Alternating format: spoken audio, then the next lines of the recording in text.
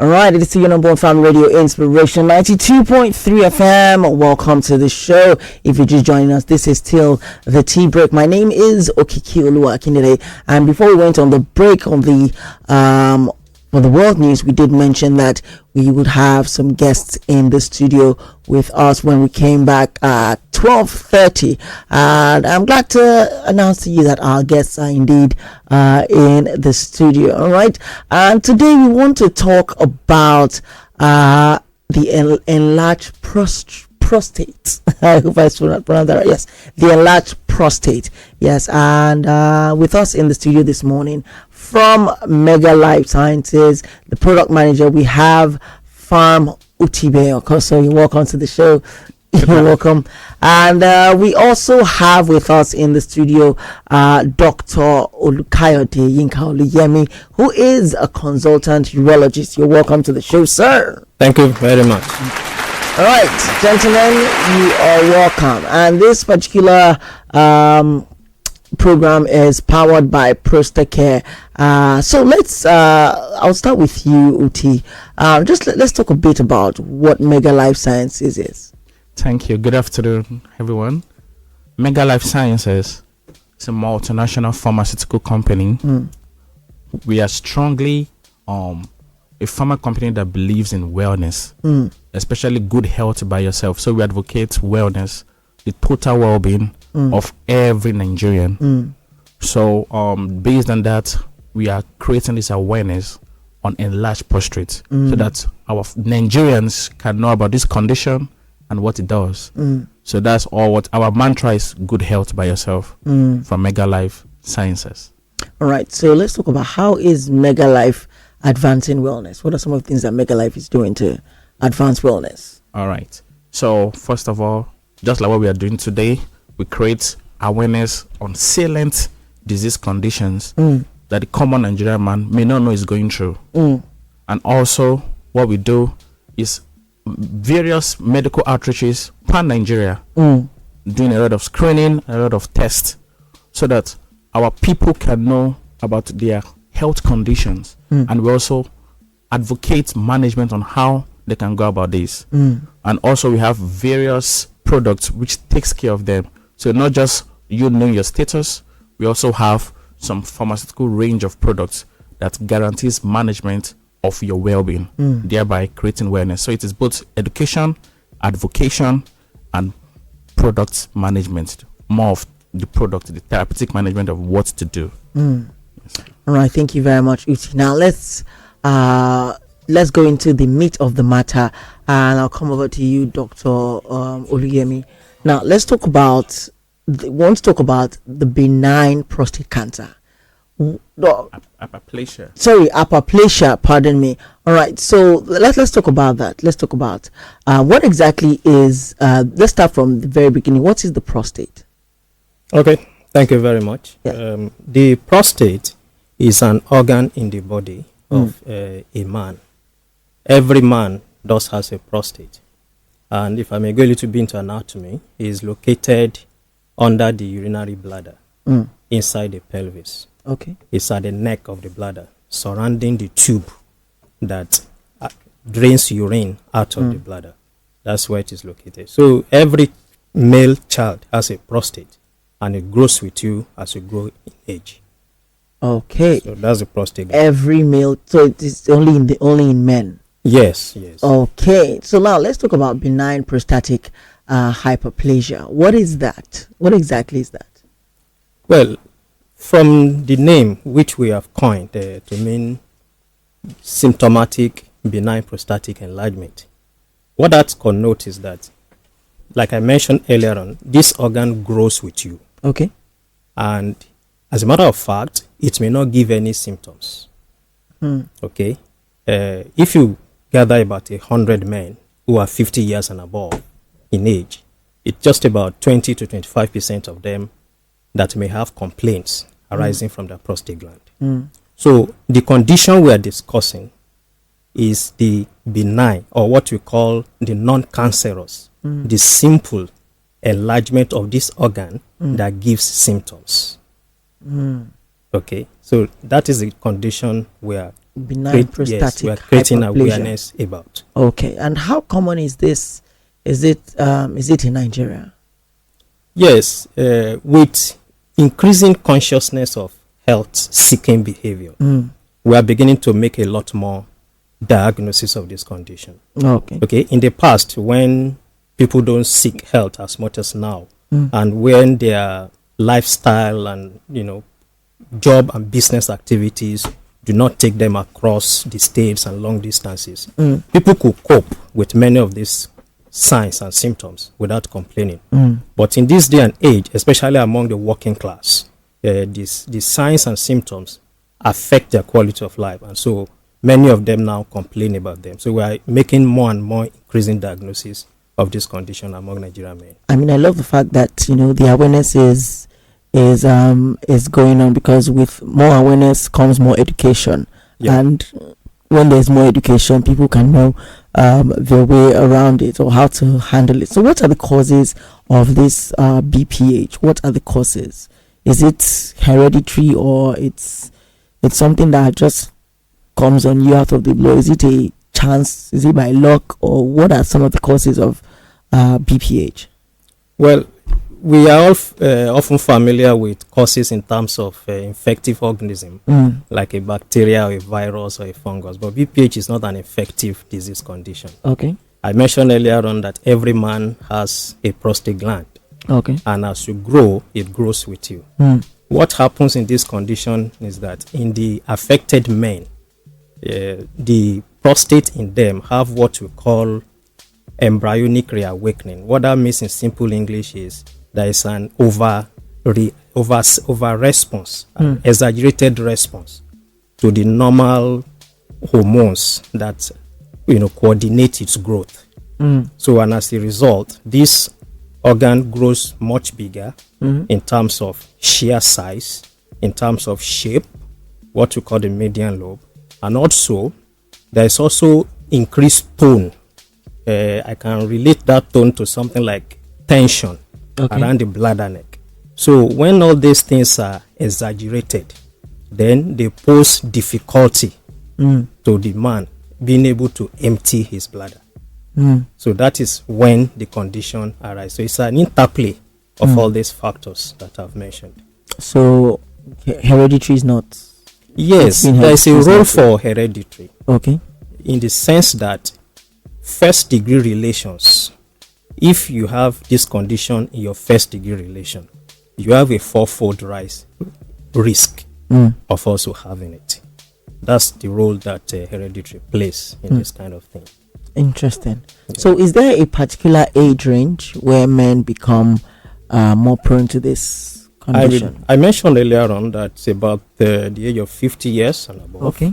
Though some people are early comers, they may present earlier, but usually about 50 years and above, that's when they present. Wow. So from the age of 50. Yeah. All right, Lagos, you're here. If you are nearing, that age, I might want to start paying attention to BPH, which stands for Benign Prostatic Hyperplasia. Now, how can one be tested of Benign Prostatic Hyperplasia, BPH? How can one be tested of this? Well, what usually happens is that in the affected men, they often have some complaints that border on urination. Yes, so it depends on the severity of these complaints. So when you say urination, is it that is it burning? Is it painful? Is it that it's not as frequent? Is it scattered? What exactly? Yeah, you're almost there. Yes, almost there. You're almost there. I'm a doctor in training. That's interesting. That's very interesting. There are many complaints that may come up, and these complaints may not be the same in every individual. Some men may have certain complaints, while other men may have other complaints. Okay. And these complaints come in varying degrees of severity. Okay. So we have our own way. We have validated tools of assessing the severity of those complaints, and then we decide based on their severity when to start treatment and what kind of treatment to offer them. So the complaints will be, from what you have mentioned, the client that is affected may find out that when he wants to urinate, he gets to the toilet, the urine doesn't come immediately. That's a form of hesitancy to his urination. And when he has to urinate, he may have to strain to push it out. And when he's pushing it out, the stream may be weak. And then the stream may even be breaking, intermittently. Yeah. And when he's about to finish, it will be finishing in drops. And when he has finished, he might even feel that, it's as if this thing has not been completely done. I still have something. So he has to strain more. He has to strain more, Yeah. And after some time, because he's not doing it very well, he may then begin to go back to do it again and again. So that's when the frequency and the urgency continues. And sometimes it gets so bad that they begin to urinate so much frequently at night, and it disturbs their sleep and their quality of life. So what you're saying is when it comes to urination, there's frequency in urinating, but it's not as easy to urinate. Yeah. That must be a very painful and stressful situation. So apart from urination, what other signs do you look out for that you say, okay, it could be that this person is suffering from BPH? Well, because BPH, as we defined it, borders around the urinary tract. So these are the early signs and symptoms. There may be other symptoms, but these ones will then be secondary issues. They will be things that are arising as a result of complications. For instance, if the symptoms go on for a long time unchecked, undetected, and it may get to a point that the condition may affect other organs of the body, like the kidneys. Okay. And the patient may then present with something like high blood pressure, may present with facial puffiness, may present with leg swelling. These are complications of the disease process. Sometimes too, some of them may be present with blood in their urine. These are not things that come early. They come, secondary issues. Again, it may also affect their sexual lifestyle, because as the disease progresses, it impacts on their drive, it impacts on their libido, and some of them may even have erectile dysfunction. So these are secondary issues to the primary disease entity that we're discussing. All right, it's the number one family radio inspiration 92.3 FM. This is the Tea Break. My name is Okiki Oluwakindele, and we have been talking about benign prostatic hyperplasia, which is something that targets the prostate, right? And basically affects the urinary system. So we've spoken a lot about it, but now let's talk about prevention, or rather how can it be prevented? Because we have people listening. I've been listening to you and my heart's already beating, because I'm not 50 years, but I'm just like, yo. So what can be done to prevent this particular condition? Yes, it's good you are not 50 yet, but I pray that someday you'll be 50. Man, that's BPH. I mentioned that most people will come after 50, but I also mentioned that there may be some early comers. Yes. Most biological events are not mathematical, so we usually give ranges to our figures. Having said that, every man has a prostate. Yes. Yeah. So to prevent it per se, you see, except if you opt for removal of your prostate. So we cannot look at it in that perspective. What we can look at is to make early diagnosis, and to prevent complications. Okay, that's a better way to look at it. Yes. No, wait. But so you're saying there's no mode of prevention? That means, like, if it happens, it happens. Well, it will. If you are in the range, and if you have the genetic predisposition, the risk that we mentioned about, if the shear size and the shape and the tone are there, you may likely have these symptoms. But what we are saying is that if you have a good health-seeking behavior, these things can be noted very early. Okay, and we can institute some measures such that you may not have the severe symptoms that we have described earlier on. And you may not end up having the complications that we have described earlier on. So that is how far we can go in terms of prevention. Yes. All right, let's talk about the screenings. The screenings that, so you spoke about early detection, and, so how how often should that be done, and what does that process entail? In our own environment, what it entails is that as an adult male, one will expect that you will have a GP where you are registered, where you take treatment from the time primary to time. caregiver. Yes, the primary caregiver. That should be a general practitioner, either close to your house or close to your office, where you are supposed to be registered. Okay, so if I work on that premise, we will advise that at least once a year you should see your GP for a general medical check. Okay. So if you then have complaints that border on urination, your GP will notice and investigate you along that line, and he will then decide whether it's something serious or not. If it's something serious, your GP will refer you to a specialist for further investigation and treatment. That's my first line of advice in terms of prevention. Okay, so you visit your GP, and your GP does the initial screening. Yes. So let's look at now, the situation has come down, and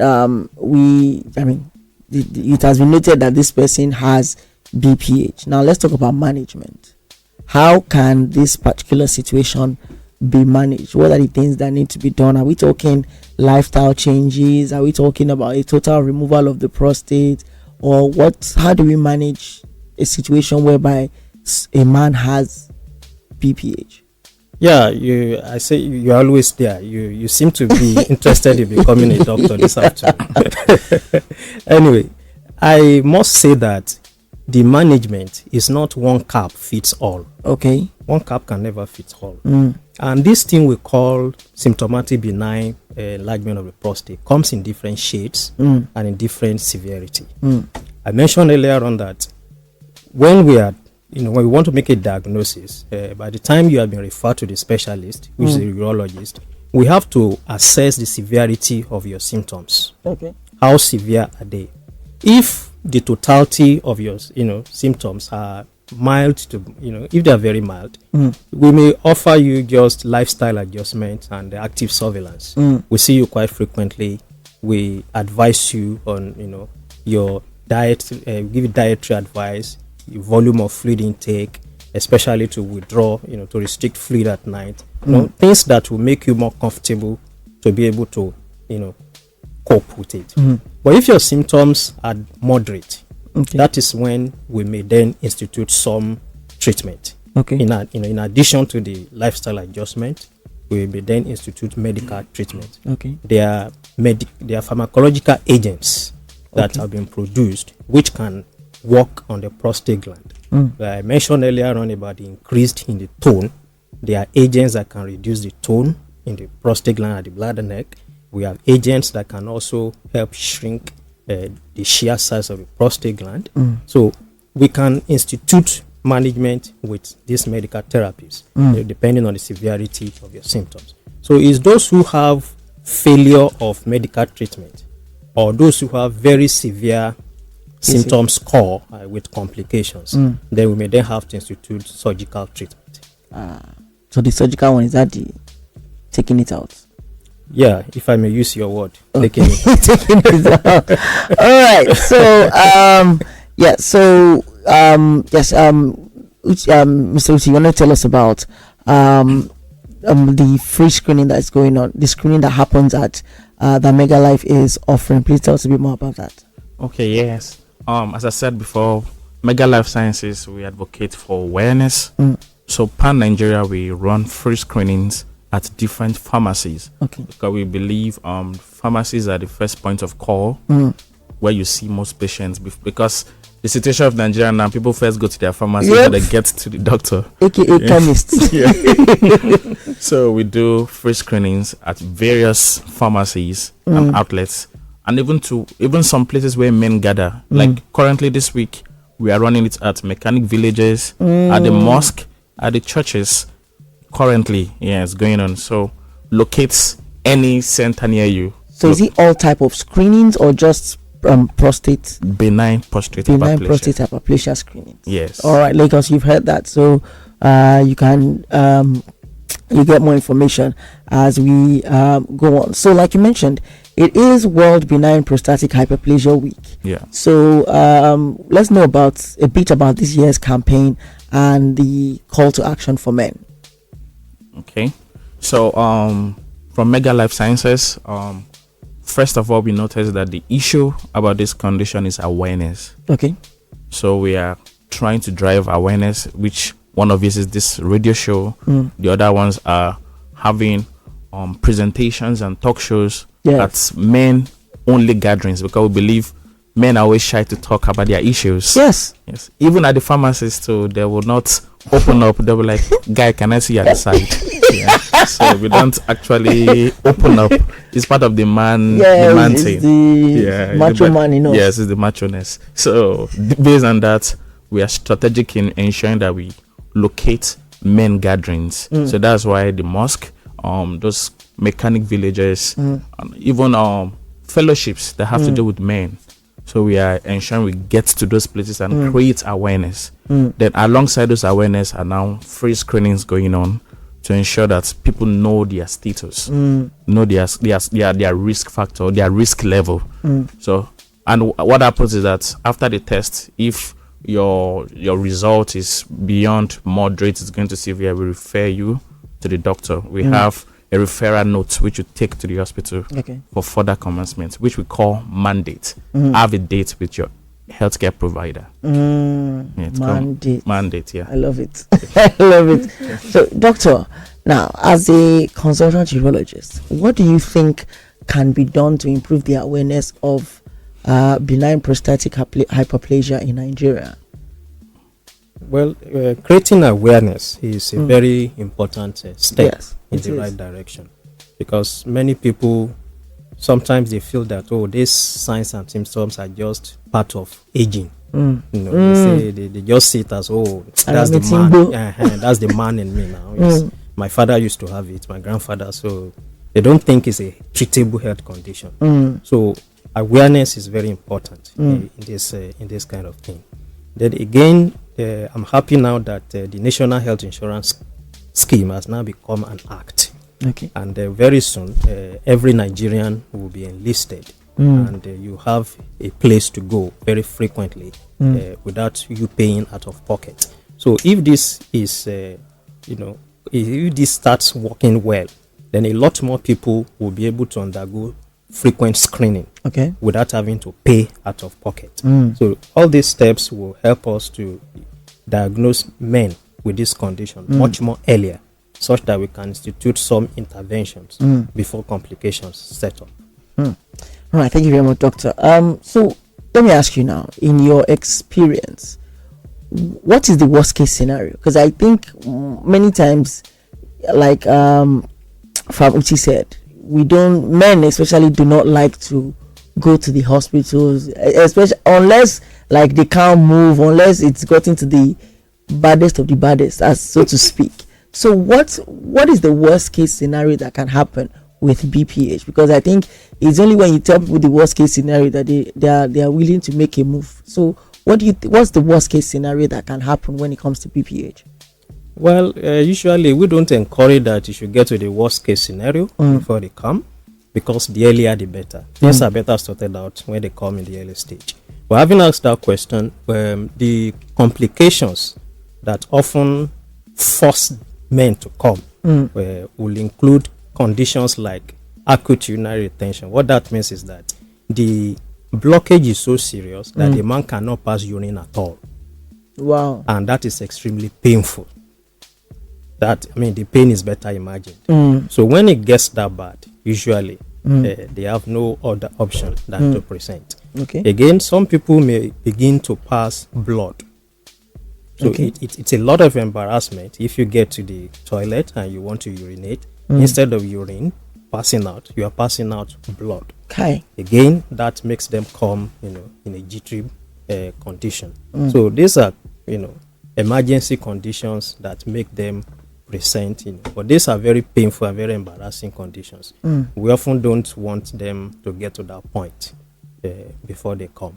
In some other instances, it may not be an emergency. It may not be that painful.